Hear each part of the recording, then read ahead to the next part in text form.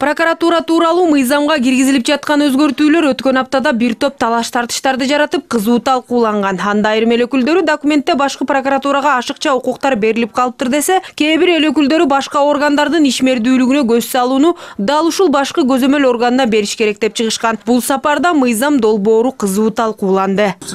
Конституцияда точное и единообразное исполнение законов органами исполнительной власти и дальше деп турат да, а бул жерде и иных нормативно-правовых актов деп турат. Не үчүн ушул сөз кошулду? Биз концепцияны разрабатывать эткенде бул жерде прокуратура органдары жалпы мыйзамдан тышкары өкмөттүн чечимдери, нормативдик органдардын чыгарган чечимдерин де ошонун аткарышында мына карап берсин депчи.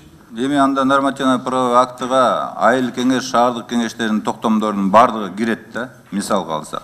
Эртең башкы прокуратура кылычбек токтогоч баш болгон ошол ар бир айылдык кеңештин, шаардык кеңештин токтомдорунун аткарылышын көзөмөлдөйсүңөр банда.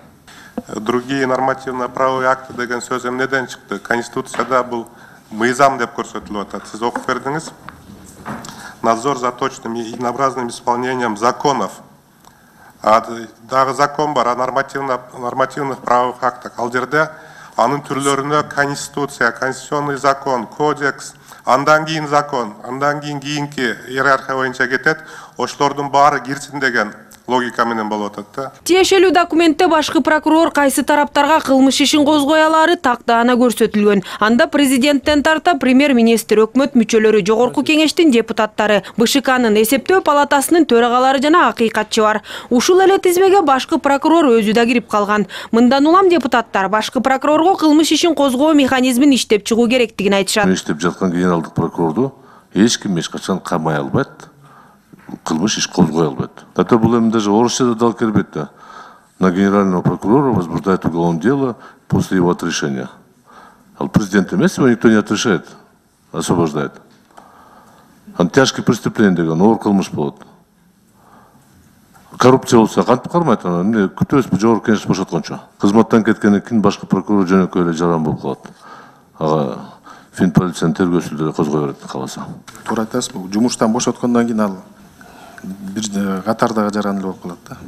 Мурдагы конституция боюнча башкы прокурорго кылмыш ишин козгоого парламент уруксаат берип келген. Анда атайын депутаттык комиссия түзүлүп, ал топ тыянагын тиешелүү органга бергенден кийин башкы прокурорго кылмыш ишин козгоо жоопкерчилиги анын биринчи орун басарына жүктөлгөн. Айрым депутаттар болсо чет элдик тажрыйбаларды колдонуу керектигин айтышат. В Российской Федерации Россия Федерациясынын тажрыйбасын алып көрө турган болсок, ал жакта иштеп жаткан башкы прокурорго жогорку соттун 3 судьясы кылмыш ишин козгойт. Биз да ошондой тажрыйбаларды карап көрүшүбүз керек. Документ бир топ талаш тартышты жаратып, аны экинчи окуу тартибине кайтаруу демилгеси да көтөрүлдү. Бирок демилгечилер айтылган сунуштардын баарын эске алабыз дегенден кийин көпчүлүк эл өкүлдөрү колдоп беришти.